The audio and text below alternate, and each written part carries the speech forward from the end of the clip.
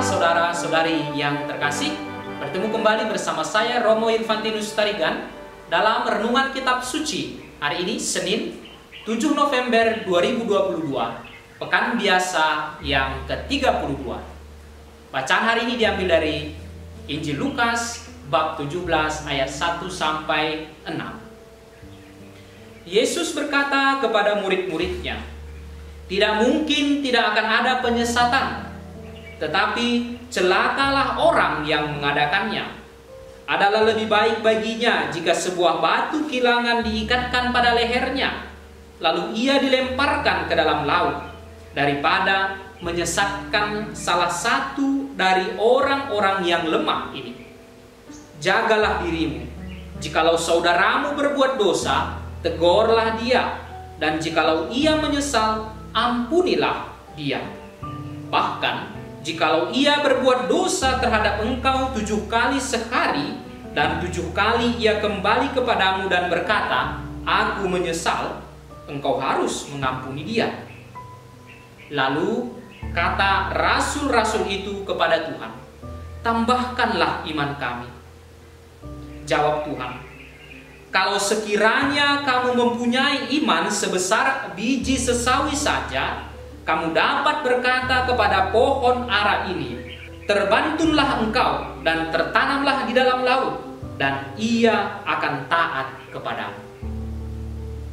Saudara dan saudari yang terkasih, perikop Injil hari ini terdengar sebagai sebuah peringatan keras agar saya dan Anda tidak menjadi batu sandungan atau penyesat bagi yang lain.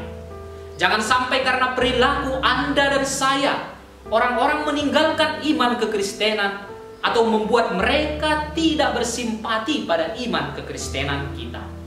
Sering terjadi bahwa seseorang meninggalkan agama atau berpindah gereja karena dia merasa tidak nyaman dengan perilaku orang-orang yang hidup di agama atau di gerejanya itu.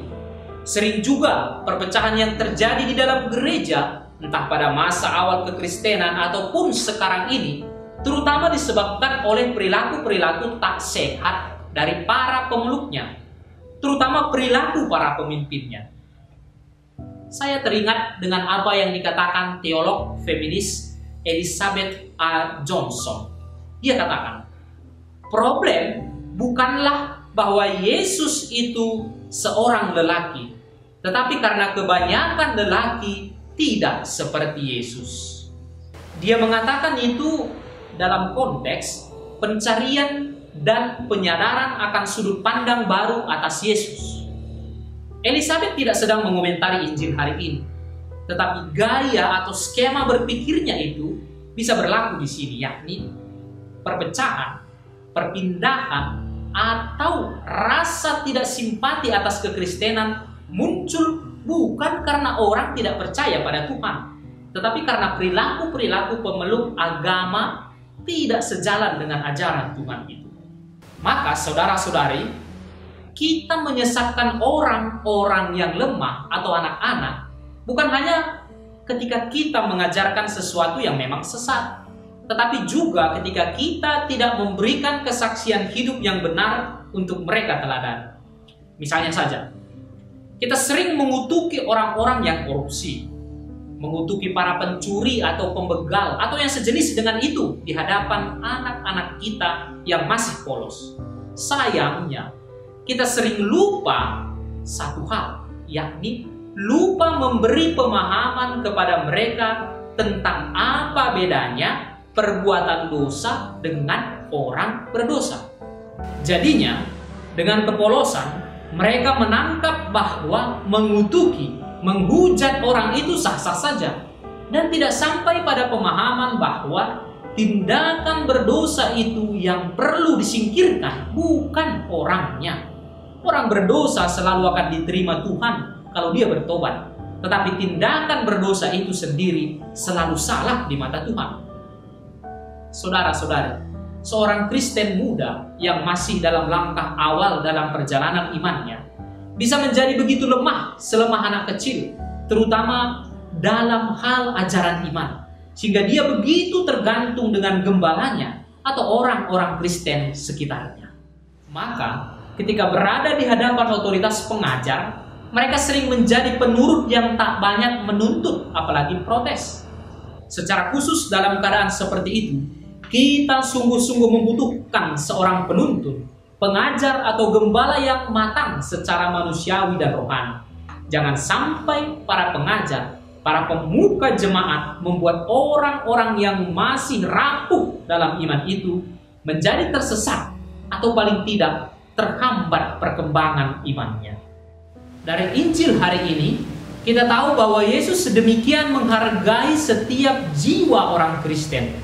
Maka bila ada yang menyesatkan mereka, hukuman yang diberikan begitu berat, yakni mengikatkan batu kilangan di leher penyesat itu dan melemparkannya ke laut. Coba bayangkan kalau di leher kita diikatkan sebuah batu dengan berat sekitar 45 kg, lalu dilemparkan ke laut. Kita lekas megap-megap, tersedak air, kehabisan oksigen, lalu meninggal. Bahkan mayat yang bersangkutan pun tidak akan bisa dimakamkan dengan layak, sebab dia tenggelam ke dasar laut. Sebegitu kejamkah Tuhan sehingga hukuman yang dilukiskan itu begitu dramatis? Saudara-saudari, jangan lupa bahwa segera setelah pembicaraan tentang hukuman itu, Yesus berbicara tentang pengampunan tanpa batas dan tanpa syarat. Jikalau saudaramu berbuat dosa, tegurlah dia, dan jikalau dia menyesal, ampunilah dia. Bahkan jikalau ia berbuat dosa terhadap engkau 7 kali sehari dan 7 kali ia kembali kepadamu dan berkata, aku menyesal, engkau harus mengampuni dia. Artinya, Tuhan sebenarnya mengharapkan sebuah pertobatan. Dan selekas ada pertobatan, selekas itu juga ada pengampunan. Tuhan tidak ingin memberi hukuman. Sungguh tidak mudah menghidupi pesan Injil itu. Jangankan mengampuni yang bersalah 7 kali, mengampuni yang belum tentu bersalah pun kita sering kesulitan. Maka para rasul pun berkata kepada Tuhan, tambahkanlah iman kami. Iman yang murni, entah sekecil apapun, bisa menghasilkan sesuatu yang tak terduga besarnya. Tidak jarang kita melihat betapa cepat sebuah berita atau skandal menjadi viral tanpa ada klarifikasi kepada pihak yang bersangkutan. Orang sudah menjadi terhukum sebelum menjelaskan apa yang sebenarnya terjadi menurut versi dia. Padahal sebuah tindakan bisa saja menjadi berbeda artinya ketika dipandang dari sudut pandang yang berlainan atau ketika dilihat dalam konteks yang lebih luas. Saudara-saudari, kadang kita bisa menjadi marah, lepas kontrol karena satu dan lain hal. Berhadapan dengan perasaan tidak diperlakukan secara adil, perasaan tidak dihargai atau dihormati, kita bisa menjadi berang dan agresif. Tiada kita yang bisa lepas 100% dari keadaan demikian itu. Tetapi, entah seberapa sering pun kita menjadi marah atau jengkel, janganlah pernah kehilangan kehendak untuk mengampuni. Tuhan memberkati Anda.